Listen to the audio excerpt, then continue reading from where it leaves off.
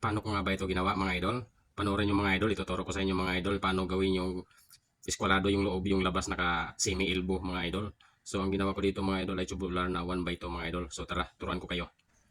Magandang araw pala sa inyo lahat mga idol, lalong-lalo na yung mga taga-subaybay ko.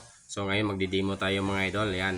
Una-unang gagawin natin ay eskwala muna. Yan, pa-eskwala. Pagkatapos niyan, 45. Yan, 45 na yan. Pagkatapos niyan, 45 uli. Kontrahan na 45 mga idol. Tandaan nyo lang lagi mga idol na kontrahan niya na 45. Tapos eskwala na naman. Pagkatapos niyan mga idol, paikutan na muna natin ng guhit. Yan. Para hindi tayo maligaw pagdating sa likod mga idol. Papaikutan muna natin siya. Pagka natapos natin ikutan, kukunin natin yung sukat ng isang 45 mga idol. Yan. Tapos, mamarkingan natin. Ita-transfer natin dyan mga idol. Ikaw nang bahala kung sa kabila ba. Yan, guguhitan natin. Mamarkingan. Kukuha tayo ng bagong cutting disc. Ilapat natin dyan. Sundan natin ng guhit. Yan.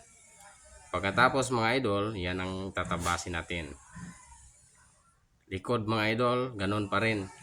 Kailangan yung cutting disc magpanagpo sila sa kabila. Baka magkontrahan yun sila mga idol. Magkaka problema tayo. So yung X na yan, yan yung kakatingin natin mga idol. Bago natin katingin yan, palitan mo natin yung cutting disc mga idol kasi malaki to. Mahirapan tayo sa pa-curve.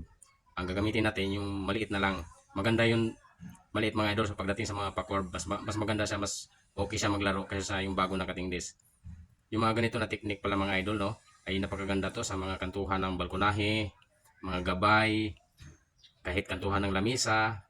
Kung gusto niyo gumawa or magpagawa ng lamisa na ang frame ay tubular or square tube, mas maganda tong ganitong style mga idol kasi kung sumabit man yung gilid mo sa kanto, hindi ka masyadong sasaktan mga idol dahil smooth yung pagkaka-curve niya. Ito ay konting kalaman na may share ko sa inyo mga idol. Sana ay nagustuhan nyo yung video ko mga idol. Thank you for watching mga idol.